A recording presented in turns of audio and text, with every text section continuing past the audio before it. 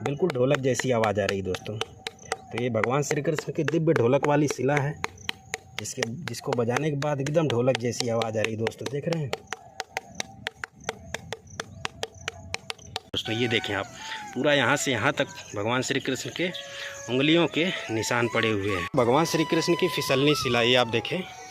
भरत जी ने बाण मारा तो इसी स्थान पर हनुमान जी गिर पड़े, और ये पर्वत है, ये पर्वत वाला हिस्सा यहाँ पे गिर पड़ा और हनुमान जी यहाँ पे गिर पड़े।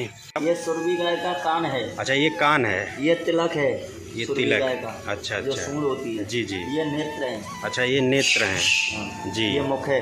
ये मुख है। इसी प्रकार से दाऊ जी पर्वतों के बीच में छिप करके बैठे हुए थे, इसी तरह से बिल्कुल ये आप देख पा रहे हैं, लेटे हुए हैं। और ये भगवान श्री कृष्ण का दूध कटोरा है दोस्तों। इस कटोरे में वह दूध भी पिया करते थे, दही माखन भी खाया करते थे दोस्तों। ये है दोस्तों भगवान श्री कृष्ण की सिंदूरी शिला। यहाँ पे अगर उंगली घिसेंगे तो आज भी यहाँ पर सिंदूर निकलता है। ये देखें आप, भगवान भोलेनाथ भी यहाँ छिप करके बैठे हुए थे, बिल्कुल एक छोटा स्वरूप धार करके। एक छोटा शिवलिंग का स्वरूप यहाँ आप देख पा रहे हैं। भगवान श्री कृष्ण के चरण के आप दर्शन कर रहे हैं। राधा रानी के चरणों के निशान है दोस्तों, ये देखें कितने स्पष्ट चरणों के निशान है राधा रानी के। ये देखें। राधे राधे दोस्तों, ब्रजमंडल के श्री गोवर्धन धाम में हूँ, और इस वीडियो में आज मैं आपको गोवर्धन पर्वत के संपूर्ण दर्शन कराऊंगा और गोवर्धन पर्वत से जुड़े हुए संपूर्ण रहस्य, संपूर्ण पौराणिक इतिहास को भी बताऊंगा। और साथ ही साथ इस वीडियो में मैं आपको उन चिन्हों के भी, उन प्रमाणों के भी दर्शन कराऊंगा जिसे भगवान श्री कृष्ण ने आज से ठीक 5500 वर्ष पहले इस गोवर्धन पर्वत पर प्रकट किया है। जी हाँ दोस्तों, इस गोवर्धन पर्वत पर भगवान श्री कृष्ण के चरणों के निशान, राधा रानी के चरणों के निशान, भगवान श्री कृष्ण की ढोलक वाली शिला, भगवान श्री कृष्ण की सिंदूरी शिला, भगवान श्री कृष्ण की फिसलनी शिला और गाय के दूध की धार के निशान, भगवान श्री कृष्ण की शंख, भगवान श्री कृष्ण के नेत्र यानी आँख, भगवान श्री कृष्ण के कान, ऐसे तमाम प्रमाण सबूत इस गोवर्धन पर्वत पर मौजूद हैं, जिसके आज मैं इस वीडियो में दर्शन कराऊंगा। साथ ही साथ उस स्थान के भी दर्शन कराऊंगा जहां पर भगवान श्री कृष्ण से इंद्र ने माफ़ी मांगी थी शरणागत होकर के। तो हम जो है पहुंच चुके हैं दोस्तों उस स्थान पर। यहां पर गोवर्धन पर्वत के आप दर्शन कर सकते हैं। दोस्तों वीडियो में अंत तक बने रहिएगा, कि वीडियो काफ़ी ज़्यादा इम्पॉर्टेंट, महत्वपूर्ण होने वाली है, क्योंकि इस वीडियो में मैं आपको भगवान श्री कृष्ण के ऐसे प्रमाण दिखाऊंगा कि आपका बिल्कुल दिमाग हिल जाएगा, रोंगटे खड़े हो जाएंगे। जी हाँ दोस्तों, तो ये जो आप मंदिर देख रहे हैं, यही वो स्थान है जहाँ पर इंद्र ने भगवान श्री कृष्ण से शरणागत होकर के माफ़ी मांगी थी। जब इंद्र ने क्रोधित होकर के ब्रजवासियों पर 7 दिन लगातार मूसलाधार बारिश की, और जब उसे अपनी गलती का एहसास हुआ तो इस स्थान पर आकर के भगवान श्री कृष्ण से उसने माफ़ी मांगी थी। यहाँ पर भगवान श्री कृष्ण के लिए उसने 56 भोग का आयोजन किया था दोस्तों। ये वो स्थान है, और इसी के पीछे वो सारे सबूत और सारे प्रमाण मौजूद हैं, जिनके मैं आपको दर्शन कराऊंगा दोस्तों। उससे पहले मैं आपको यहाँ का चारों तरफ का सुंदर और शांतिप्रिय वातावरण दिखा देता हूँ। ये मंदिर है दोस्तों, और यहाँ पे भगवान श्री कृष्ण की गोवर्धन धारण लीला को दिखाया गया है दोस्तों। और पीछे वाला जो मंदिर है वो लुकलुक दाऊ जी मंदिर है दोस्तों। यहाँ का वातावरण दोस्तों बहुत ही रमणीय है, शांतिप्रिय है, ये आप देख पा रहे हैं। यहाँ पे प्राचीन कदम्ब के वृक्ष भी हैं, और यहाँ सामने बिल्कुल सरोवर है, और सरोवर के बीच में एक प्राचीन कुआं भी मौजूद है दोस्तों। यहाँ पे एक संत हैं, स्नान करने के लिए जल भर रहे हैं। और पीछे साइड में देखें तो संतों की कुटियाँ बनी हुई है, जहाँ पे संत रहते हैं, तपस्या करते हैं, भजन करते हैं दोस्तों। और पिछले 2-3 दिनों में लगातार बारिश हुई है पूरे ब्रज में, जिसकी वजह से जगह जगह पे जल भराव भी देखने को मिल रहा है। और यहाँ देखें प्राचीन कदम्ब का वृक्ष, जो कि भगवान श्री कृष्ण को बहुत ही प्रिय था। इन्हीं कदम्ब के वृक्ष की डालों पर बैठ करके वो बंसी बजाया करते थे दोस्तों। और इस कदम्ब की डाल, इस कदम्ब के वृक्ष में अगर आप देखें तो भगवान के दर्शन होते हैं। एक जड़ से 2 वृक्ष, यानी एक प्राण से 2 शरीर, भगवान श्री कृष्ण राधा रानी के एक प्राण 2 देही स्वरूप के यहाँ दर्शन होते हैं दोस्तों। चलिए दोस्तों, देर न करते हुए हम आपको चलते हैं, आपको दर्शन कराते हैं। सबसे पहला जो दर्शन होता है वह होता है इंद्रमान भंग मंदिर का। उस स्थान का जहाँ पे भगवान श्री कृष्ण ने इंद्र का मान भंग किया, इंद्र का अहंकार तोड़ा था। इंद्र ने इसी स्थान पर भगवान श्री कृष्ण से शरणागत होकर के, दंडवत होकर के माफ़ी मांगी थी दोस्तों, और भगवान श्री कृष्ण के लिए 56 भोग का आयोजन किया था। तो यही वो स्थान है। सबसे पहले चलते हैं, आपको दर्शन कराते हैं इस स्थान को। श्री गिरिराज इंद्रमान भंग इंद्र पूजा मुखारविंद या फिर 56 भोग इंद्र शरणागति स्थल के नाम से जाना जाता है। तो चलें, आपको दर्शन करा देते हैं दोस्तों। तो अभी हम बाबा के माध्यम से यहाँ दर्शन करने वाले हैं। जी बाबा बताएं आप। ये सुरभि गाय का कान है। अच्छा, ये कान है, ये तिलक है, ये सुरभि तिलक। गाय का। अच्छा जो अच्छा, सूंड होती है। जी जी। ये नेत्र है। अच्छा, ये नेत्र हैं। हाँ, जी। ये मुख है। ये मुख है। जी जी। और ये ऐरावत हाथी का मस्तक है। अच्छा, ये ऐरावत हाथी का मस्तक है पूरा। तो यहीं पर दोस्तों भगवान श्री कृष्ण से जो इंद्र थे उन्होंने माफ़ी मांगी थी शरणागत होकर के, और यहीं पर भगवान श्री कृष्ण के लिए उन्होंने 56 भोग का आयोजन किया था दोस्तों। अब जो है दोस्तों, हम आपको गोवर्धन पर्वत पर ऊपर लेकर के चलते हैं और जितने भी भगवान श्री कृष्ण द्वारा बनाए गए चिन्ह हैं उनके दर्शन कराएंगे। और अभी अभी हमने आपको इंद्रमान भंग मंदिर के दर्शन कराएं, और चलें अब आपको ऐसे ऐसे प्रमाण दिखाऊंगा भगवान श्री कृष्ण के कि आपके दिमाग हिल जाएंगे दोस्तों। जी हाँ, सबसे पहले तो हम चलेंगे, आपको उस मंदिर के दर्शन कराएंगे। वो मंदिर है दोस्तों लुक दाऊ जी मंदिर। जी हाँ दोस्तों, वही स्थान है जहाँ पर श्री कृष्ण के बड़े भैया बलराम जी ने पर्वत के बीच में छिप करके भगवान श्री कृष्ण के महाराज का दर्शन किया था। तो सबसे पहले हम आपको लुक दाऊ जी के दर्शन कराते हैं। लुक का मतलब होता है छिप छिप करके। तो लुक करके देखते थे, छिप छिप करके देख रहे थे, तो इसीलिए इस स्थान का नाम पड़ा लुक दाऊ जी मंदिर।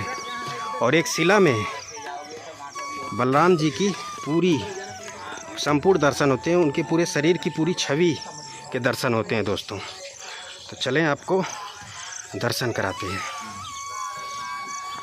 तो हम दोस्तों पहुंच चुके हैं लुक दाऊ जी मंदिर के प्रांगण में, और ये देखें, यही वो स्थान है जहां पर बलराम जी छिप छिप करके देख रहे थे भगवान श्री कृष्ण की महारास लीला को। ये आप दर्शन करें इस मंदिर के।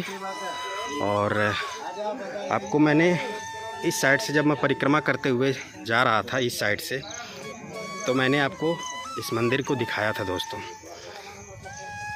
अभी चलिए आपको हम मंदिर के अंदर दर्शन कराते हैं बलराम जी के। दोस्तों अभी हम आपको दर्शन कराते हैं लुक दाऊ जी के, बलराम जी के। तो ये आप दर्शन करें। इस शिला में साक्षात बलराम जी के दर्शन होते हैं दोस्तों। भगवान श्री कृष्ण के बड़े भैया दाऊ जी के दर्शन होते हैं। इसी प्रकार से दाऊ जी पर्वतों के बीच में छिप करके बैठे हुए थे, इसी तरह से बिल्कुल ये आप देख पा रहे हैं, लेटे हुए हैं। और इसी तरह से लेट करके, छिप करके उन्होंने भगवान श्री कृष्ण के महाराज का संपूर्ण दर्शन किया। और अगर ऊपर आप देखें मंदिर के बिल्कुल छत पर, तो उस महारास लीला का संपूर्ण चित्रण है दोस्तों, ये आप देख पा रहे हैं। इसी प्रकार से दाऊ जी ने संपूर्ण महारास लीला का दर्शन किया था। अगर मैं आपको दिखा पाऊँ तो ये दाऊ जी का पैर है दोस्तों, और ये दाऊ जी का मुख है दोस्तों, और ये उनका पूरा सर है, और ये नेत्र हैं दोस्तों दाऊ जी के, और ये उनके हाथ हैं। ये आप दर्शन कर पा रहे हैं दोस्तों। यहाँ पे संपूर्ण दर्शन होता है दाऊ जी का, ये आप देख पा रहे हैं दोस्तों। बाकी चलें और भी दर्शन आपको कराते हैं दोस्तों। यहाँ शिला पर भगवान श्री कृष्ण के नेत्र के दर्शन होते हैं। तो अगर आप देखें तो यहाँ पे भगवान श्री कृष्ण के नेत्र के दर्शन हो रहे हैं, दोनों नेत्र हैं यहाँ पे दोस्तों। और कहते हैं कि इस उंगली से इस तरह करके आँख पर लगाने से रोशनी बढ़ती है दोस्तों। तो यहाँ भगवान श्री कृष्ण के कमल नयन के दर्शन हो रहे हैं, ये आप दर्शन करें। बाकी अभी मैं आपको भगवान श्री कृष्ण के शंख के दर्शन कराता हूँ। एक शिला पर भगवान श्री कृष्ण के शंख के बड़े ही दिव्य दर्शन होते हैं। ये दोस्तों भगवान श्री कृष्ण के शंख के दर्शन हो रहे हैं, ये आप दर्शन करें। ये भगवान श्री कृष्ण की शंख है, ये आप देखें दोस्तों काफ़ी ज़्यादा बंदर भी आ चुके हैं, ये आप देख पा रहे हैं चारों तरफ। तो हम जो है अब आपको भगवान श्री कृष्ण की फिसलनी शिला के दर्शन कराते हैं। तो ये है दोस्तों भगवान श्री कृष्ण की फिसलनी शिला। ये आप देखें, छोटी सी फिसलनी शिला भगवान श्री कृष्ण ने बनाई थी। इसी शिला पर वो अपने ग्वाल बाल मित्रों के साथ फिसलने का खेल खेला करते थे। फिसलते फिसलते जब आगे जाते थे तो वहाँ पे वो अपना हाथ रख देते थे। यहाँ पे उनके हाथों के निशान है दोस्तों, ये आप देखें। तो ये उनके हाथों के निशान छप जाते थे जब वो इस फिसलनी शिला से वह सरकते हुए आते थे दोस्तों। तो ये देख सकते हैं आप, छोटे से थे, बिल्कुल बाल्यावस्था थी, तो छोटी सी फिसलनी शिला उन्होंने बनाई हुई जिस पर वो अपने ग्वाल बाल मित्रों के साथ फिसलने का खेल खेला करते थे। और यहाँ पे सामने उनके हाथों के, दोनों हाथों की उंगलियों के निशान है दोस्तों। ये देखें आप, पूरा यहाँ से यहाँ तक भगवान श्री कृष्ण के उंगलियों के निशान पड़े हुए हैं। अभी हम आगे चलते हैं, आपको दर्शन कराते हैं, हनुमान जी के दर्शन कराते हैं दोस्तों। और इन सभी दर्शन में हमारा बाबा जी सहयोग कर रहे हैं, सभी चिन्हों को दिखा रहे हैं। तो यहाँ पे है दोस्तों हनुमान जी का पूरा संपूर्ण दर्शन होता है इस शिला में। ये सब कुदरती निशान है दोस्तों, इन्हें किसी इंसान ने नहीं बनाया, ये सब द्वापर युग के कुदरती निशान हैं। बताया जाता है कि ये तब की आकृति बनी हुई है हनुमान जी की, जब वह पर्वत लेकर के उड़ रहे थे और उनको भरत जी ने बाण मारा, तो इसी स्थान पर हनुमान जी गिर पड़े। और ये पर्वत है, ये पर्वत वाला हिस्सा यहाँ पे गिर पड़ा और हनुमान जी यहाँ पे गिर पड़े। तो बिल्कुल वही हूबहू आकृति यहाँ पर बनी हुई है दोस्तों, जिसके आप दर्शन कर पा रहे हैं। यहाँ हनुमान जी के साक्षात दर्शन होते हैं दोस्तों। बाकी आगे चलते हैं, तो यहाँ पे गाय के खुर के निशान के दर्शन हो रहे हैं दोस्तों। कामधेनु गाय, भगवान श्री कृष्ण के कामधेनु गाय के खुर के निशान के दर्शन हो रहे हैं दोस्तों। ये देखें आप, साक्षात दर्शन है कामधेनु गाय के खुर के निशान के। और आगे चलते हैं और भी आपको दर्शन कराते हैं दोस्तों। संपूर्ण जितने भी भगवान श्री कृष्ण के प्रमाण सबूत मौजूद हैं इस गोवर्धन पर्वत पर, उसके मैं आपको दर्शन करा रहा हूं। और अभी आप भगवान श्री कृष्ण के चरणों के निशान के साक्षात दर्शन करें। तो ये भगवान श्री कृष्ण के चरण है दोस्तों, ये आप दर्शन करें। भगवान श्री कृष्ण के चरण के आप दर्शन कर रहे हैं। छोटे से बालक थे तो छोटा सा पैर बिल्कुल आया हुआ है। बाबा कितने वर्ष के थे? 5 वर्ष के थे दोस्तों, तब के चरण चिन्ह पड़े हुए हैं, आप देख पा रहे हैं। भगवान श्री कृष्ण के दिव्य चरणों के निशान के आप दर्शन कर पा रहे हैं दोस्तों इस शिला में। इसके बाद दोस्तों यहाँ पे सुरभि गाय के खुर के निशान के दर्शन हो रहे हैं। ये देखिए, अच्छा, इंद्र ने सुरभि गाय लेकर के आया था दोस्तों, जब भगवान श्री कृष्ण से माफ़ी मांगनी थी।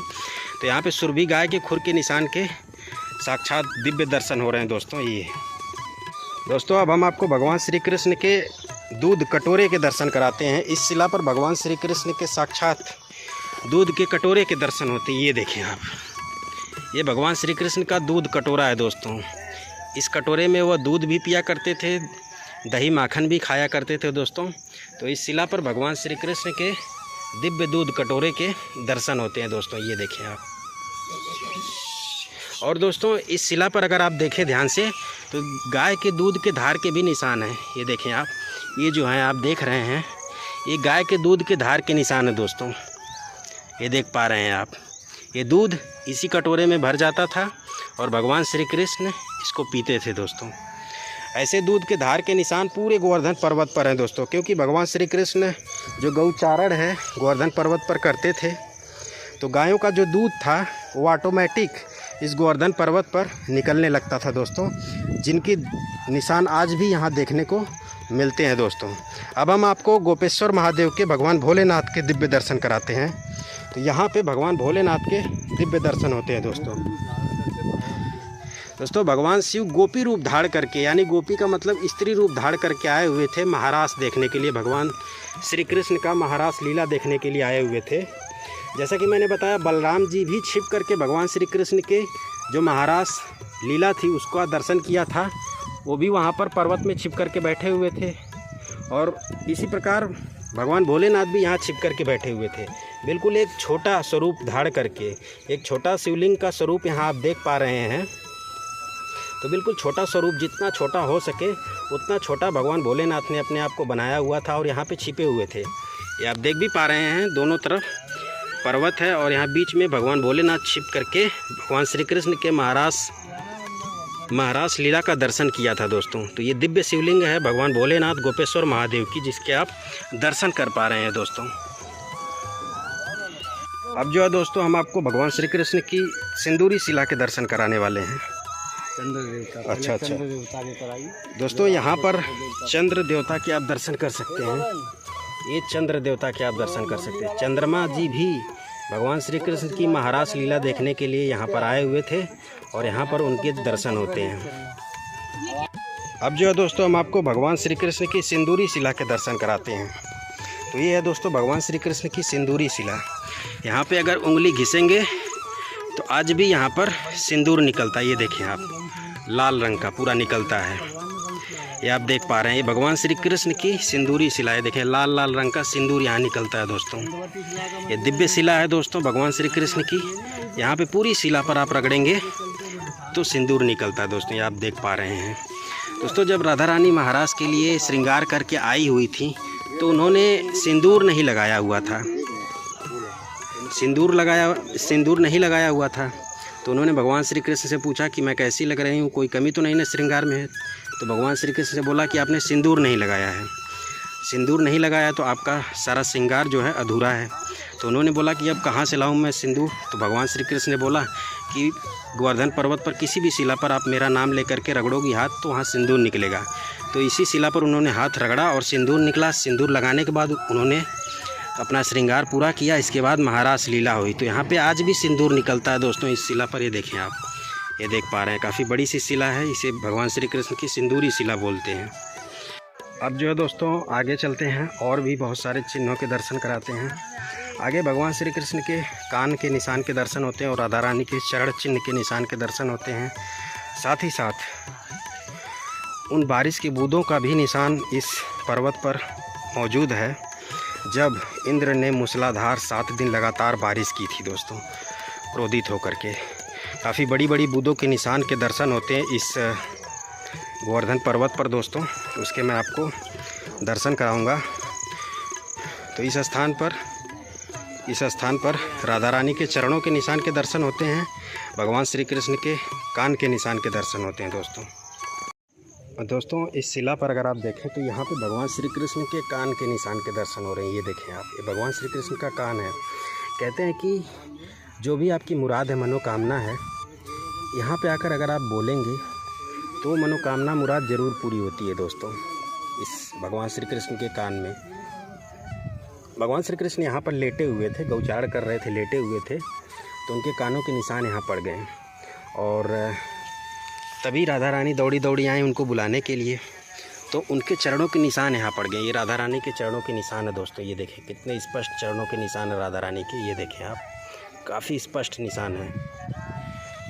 और ये बगल में आप देखें तो ये दोस्तों जब बारिश इंद्र ने किया था मूसलाधार तो उसके निशान है दोस्तों। ये जो आप बारिश बड़ी बड़ी बूंदें थी, जैसे बूंद पड़ी तो बूंद जो है ऐसे ऐसे रेंगते हुए गई तो ये सब पूरा खड्डा बन गया। ये देखें आप। बाकी अभी आगे मैं आपको दिखाऊंगा ढेर सारे बारिश की बूंदों के निशान। यहाँ देखें आप, तो यहाँ पर भी ढेर सारे बारिश की बूंदों के निशान हैं, छोटे छोटे और काफ़ी बड़े बड़े साइज़ के भी बारिश की बूंद गिरी थी। तो उनके भी मैं आपको दर्शन कराता हूँ आगे। तो ये आप देखें दोस्तों, यहाँ पे काफ़ी स्पष्ट बारिश की बूंदों के निशान हैं। ये आप देख पा रहे हैं। तो ये काफ़ी बड़ी बड़ी बूंदें गिरी थी, ओलावृष्टि हुई थी, पत्थर गिरा था दोस्तों, बड़े बड़े पत्थर की बारिश किया था इंद्र ने। तो ये देखें पूरा पर्वत पे खड्डे पड़ गए हैं दोस्तों। सोचिए जो है पर्वत पर खड्डे पड़ गए, तो सोचिए अगर वो इंसानों के ऊपर, गायों के ऊपर, ब्रजवासियों के ऊपर पड़ती तो क्या हाल होता। ये देखें काफ़ी बड़े बड़े खड्डे हैं। ये सब बारिश की बूंदों के निशान है। जब क्रोधित होकर के इंद्र ने मूसलाधार बारिश शुरू की तो उसके निशान आज भी इस पर्वत पर पड़े हुए हैं दोस्तों। ये जिसके आप दर्शन कर पा रहे हैं, ये आप देखें दोस्तों, ये सब बारिश के बूंदों के निशान है दोस्तों। ये सब काफ़ी बड़े बड़े बूंदें पड़ी थी। भगवान श्री कृष्ण की ढोलक वाली शिला के दर्शन कराता हूँ, जिसको बजाने के बाद हूबहू बिल्कुल ढोलक जैसी आवाज़ आती है। तो भगवान श्री कृष्ण जब यहाँ खेलने के लिए आते थे अपने ग्वाल बाल मित्रों के साथ, तो उन्होंने एक फिसलनी शिला तो बनाई ही है, इसके अलावा उन्होंने एक ढोलक भी बनाई हुई है, जिसको बजाने के बाद बिल्कुल ढोलक जैसी आवाज़ आती है। तो ये जो आप देख पा रहे हैं ये उनकी ढोलक वाली शिला है दोस्तों। अगर इसको आप बजाएंगे तो बिल्कुल ढोलक जैसी आवाज़ आएगी। ये शिला बिल्कुल ढोलक जैसी आवाज़ इसमें से आती, देखिए।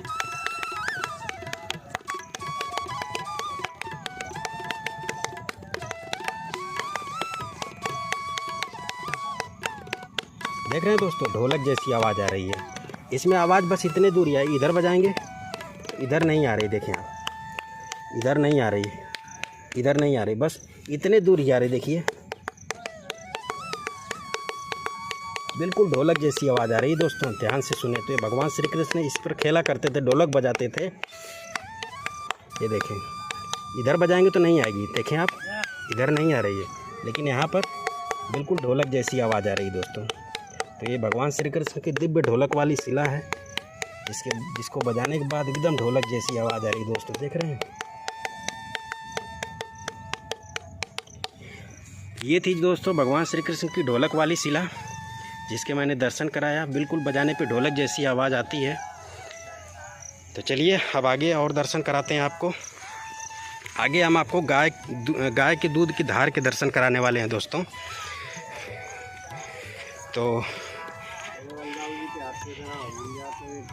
अच्छा, ये दोस्तों बलदाऊ जी के हाथों के निशान हैं, ये आप दर्शन करें। ये भगवान श्री कृष्ण के बड़े भैया बलदाऊ जी का हाथ का दर्शन है, काफ़ी बड़ा हाथ का दर्शन है, आप देख पा रहे हैं। उन्होंने अपना पंजा यहाँ पे मारा हुआ था, तो उनका पूरा यहाँ पे हाथ का पंजा छपा हुआ है। काफ़ी बड़ा साइज का उनका हाथ होता था, और ये उनके 5 उंगलियों के निशान है, 1 2 3 4 5, ये आप देख पा रहे हैं, इतना बड़ा सा हाथ है उनका। ये बलदाऊ जी के हाथ के निशान हैं। और ये जो सफ़ेद आप धारी देख रहे हैं दोस्तों, ये जो आप मोटी मोटी धार देख रहे हैं, ये दोस्तों गाय के सुरभि गाय के दूध के धार के निशान है दोस्तों, ये आप देख पा रहे हैं।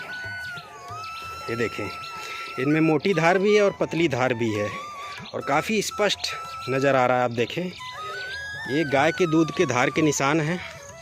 ये देखें आप, ये काफ़ी दूर तक और पूरे गोवर्धन पर्वत पर दोस्तों ये दूध के धार के निशान मौजूद हैं। देखें आप, ये सब कुछ दूध के धार के निशान हैं, ये पूरे गोवर्धन पर्वत पर हैं दोस्तों, ये जो आप देख पा रहे हैं।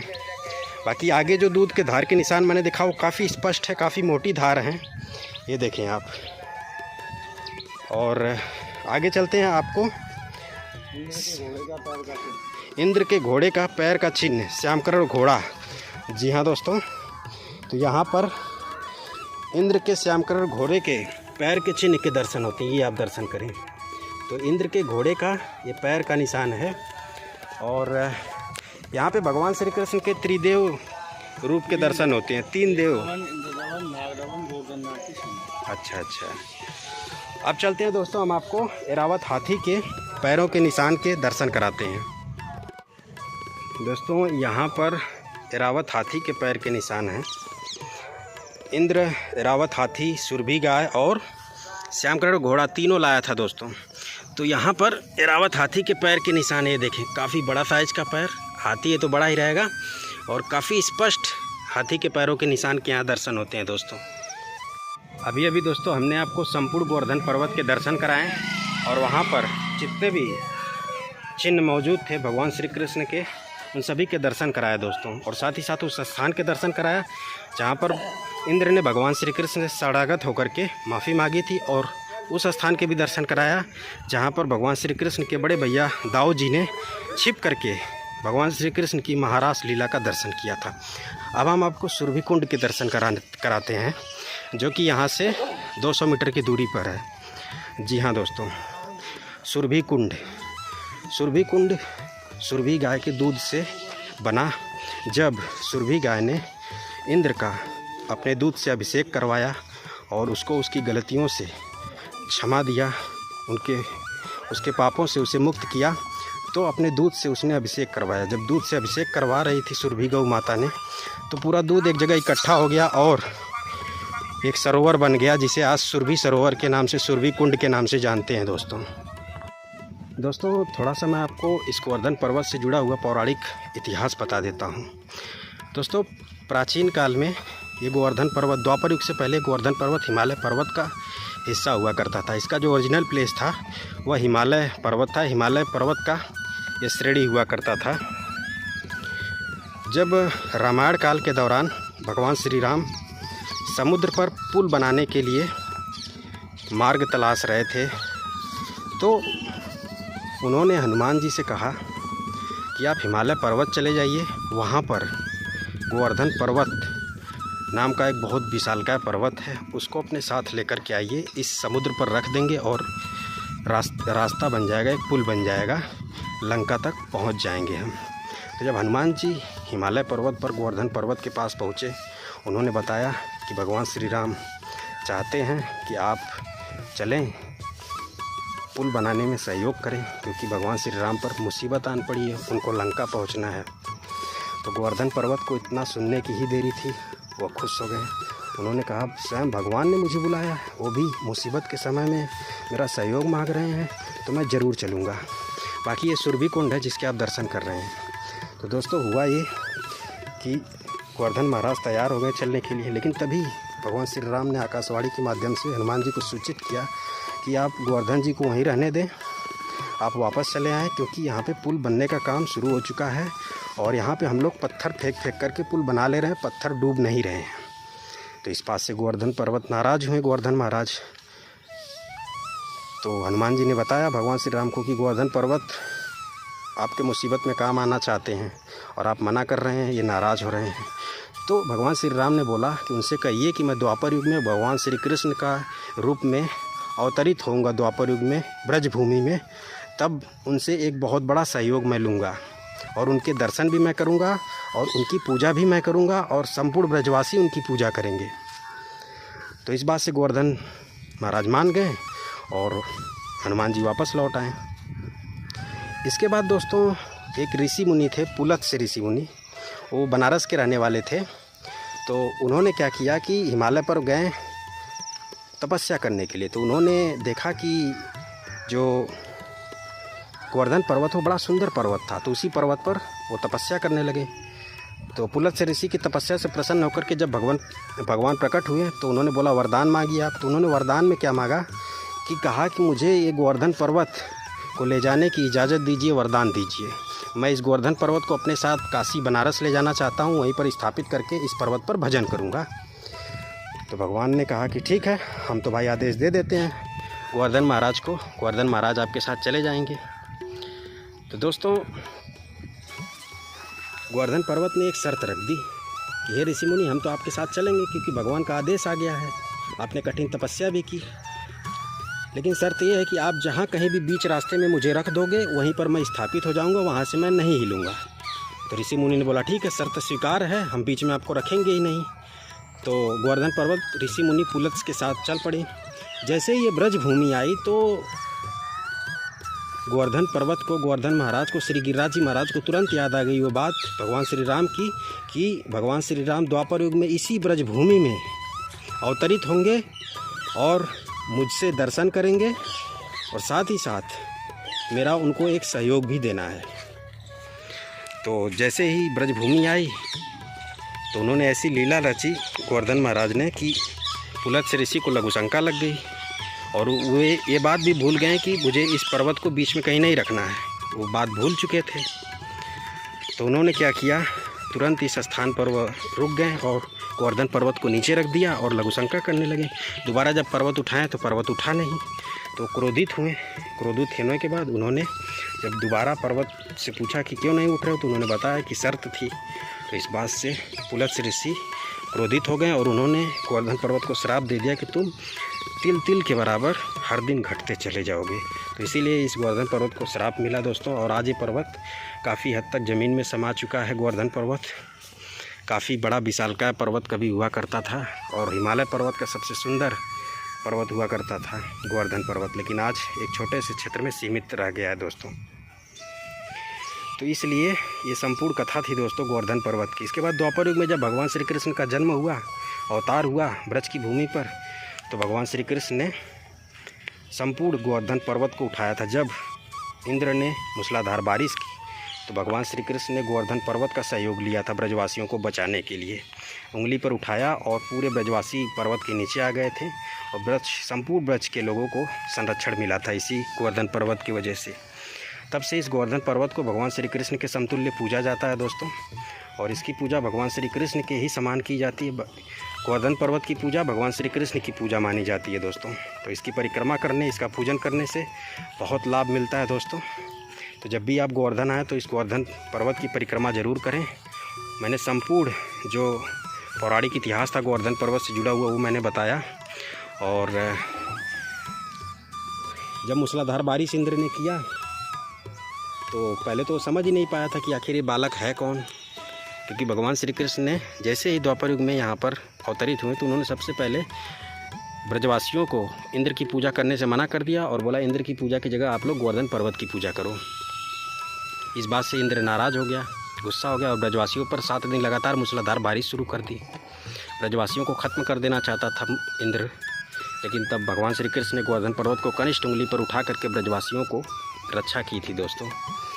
जब